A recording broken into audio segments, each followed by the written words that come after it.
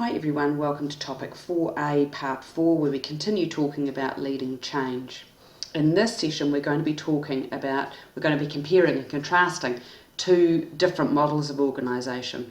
On the left we've got the efficient performance model, which is a hard rational model where you've got a very vertical structure to the organisation, that people perform very routine tasks, there are very formal systems that have been put in place, there's a strong competitive strategy both inside and outside the organisation, and the organisation has a very rigid and unchanging culture.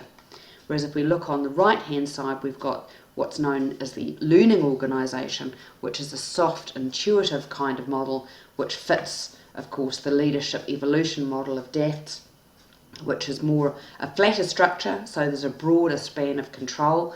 People have empowered roles to be able to make their own decisions about what happens. The organisation relies on individuals' personal networks linking the organisation together. People work with a very collaborative strategy, and the culture, because of all that, is very adaptive. So we move from this idea of the efficient performance model on the left to the learning organisation from the right. And the efficient performance model is actually no longer practical, it's not necessarily effective, and in this particular model, knowledge and information were more important than anything else, whereas we can even get that on the web these days, and the key focus was a product focus. Whereas the learning organisation is actually about the knowledge workers who work within the organisation and how flexible and adaptable those people can be. Everybody's engaged in identifying and solving problems right throughout the organisation. And it's not about repeating the same behaviours, it's actually about finding new ways of thinking to provide better solutions. And the key is in acquiring, transferring and building knowledge together, not in holding it individually. The values of learning organisations are that in general the entire organisation is more important than any of the parts, so the focus is totally strategic and on what the organisational needs are.